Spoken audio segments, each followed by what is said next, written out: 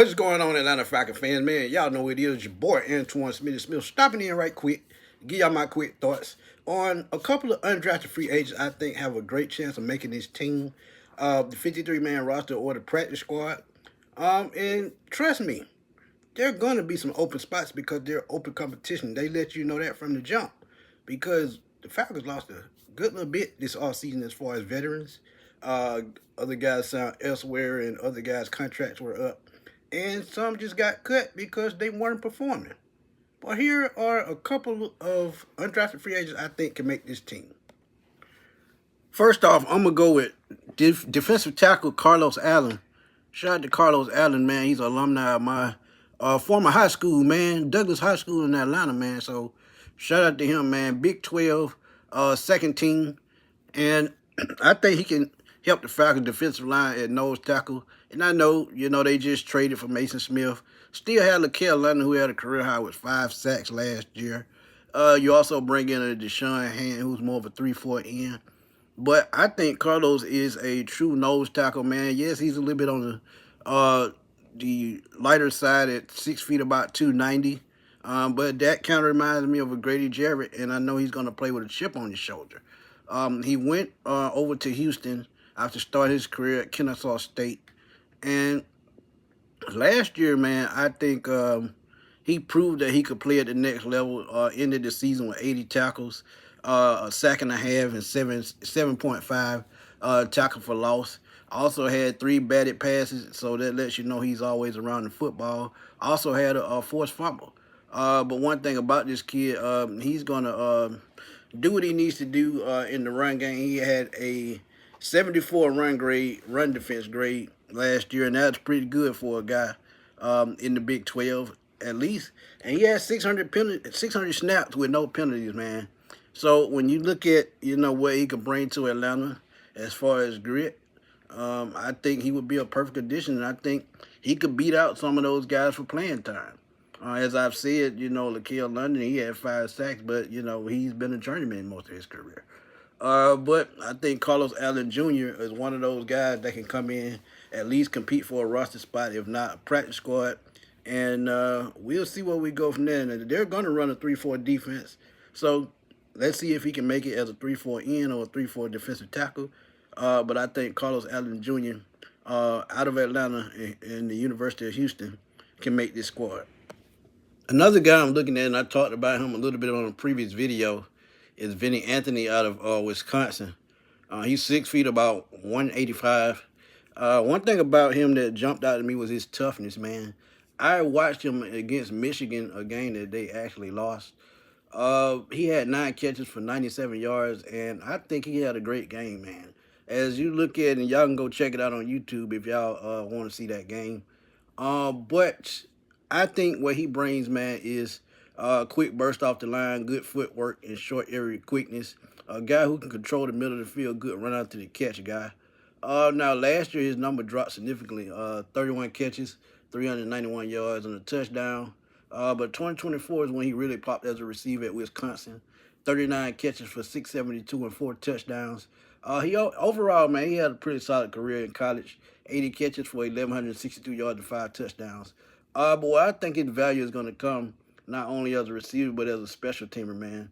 I remember watching the Alabama-Wisconsin game or parts of it, and he had a return for 95 yards, took it to the house, and he has great field vision, man. This is something that you have to have as a receiver, especially when you're a run out to the catch guy. But he's going to have an uphill climb, man, because the Falcons receivers, look at Devin Tompkins, who's on a 1-year deal. Casey Washington, those are special teams guys. Olamide Zaccheaus, he can return kicks. So you look at Dylan Drummond, who returned kicks in preseason and during the regular season. Even the undrafted free agents that they brought in, Keelan Maryland, he's a special teams guy. Malik Rutherford, another special teams guy, is a receiver. So he's going to have an uphill climb.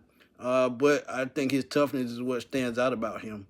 But I think Vinnie absolutely can make this Atlanta team as a number 5 or 6 receiver or a special teams guy.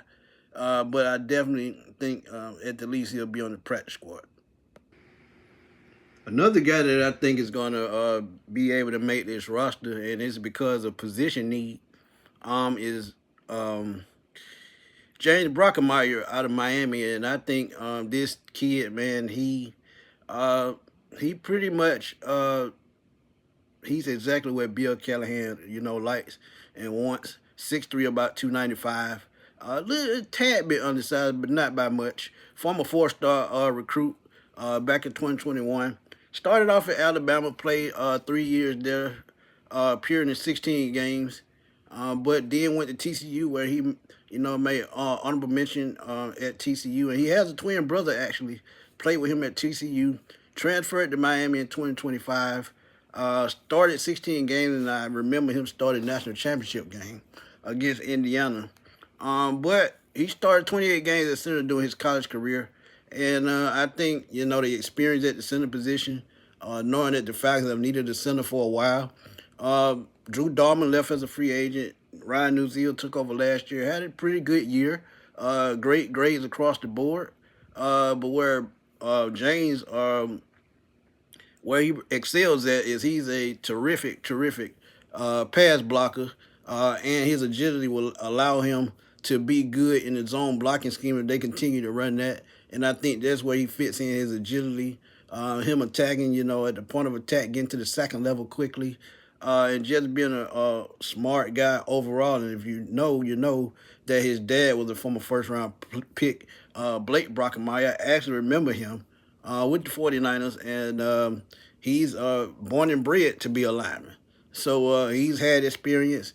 He brings tenacity, he brings toughness, and I think he could be a big sleeper to make this 53-man roster if he's given a chance. But at worst, I think that he'll be on the practice squad. But I expect him to be an Atlanta Falcon by season end.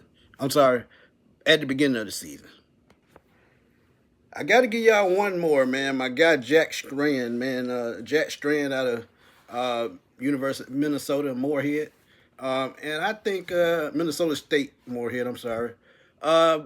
This quarterback, man, 6'5", 235 pounds, is all world. And as I told y'all before in the previous video as well, I think this guy, 13,000 yards, 126 touchdowns throughout his college career. And he lands with a guy like a Alex Van Pelt. I think this guy could be a sleeper just to make the 53-man roster as well. You look at the quarterback position, it was very uncertain going forward. Yes, Michael Penix may come back. Yes, we have Tua Tagovailoa on a $1.3 million deal. Signed Trevor Siemian. The guaranteed money wasn't much, so if they move on from him, they won't lose anything. But Jack Strand, I think, who has a Ben Roethlisberger type build, has a cannon for an arm, and I think Alex Van Pelt and this staff can work with him. I think he can be the third string quarterback of this team, at the least. Again, as I said about Blake Brockermeyer, at the least, I think he's going to be a practice squad guy. Now, they were watching this guy all the way up to the draft. Probably didn't think he would go undrafted, but again, is a guy I just talked about, leading up to the draft. And I saw a film on him, and, I saw his ball placement. I saw, the way he zips the ball down the field, the way he can move on the run, throw on the run. He's just a complete quarterback. And I think, if they can find a gem like this and he can be developed, become an NFL quarterback, and they can just keep him around long term, I think this is a complete steal.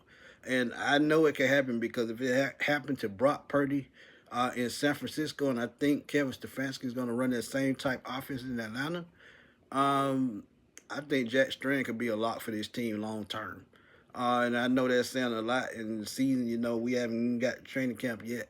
But to look at his film and see, the NFL caliber arm, the IQ, the ball placement, I can just see this guy lasting long term in the NFL.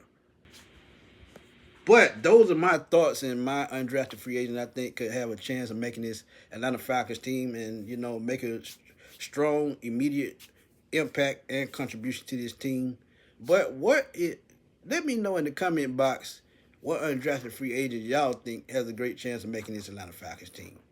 Drop them in the comment box. Y'all know how we do it on the Sports Machine. And don't forget to hype me up, man. Hype me up. continue to push me through the algorithm.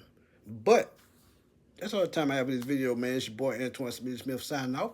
I will talk to y'all soon, man, because there is more news coming, I think. Talk to y'all later, man. Peace.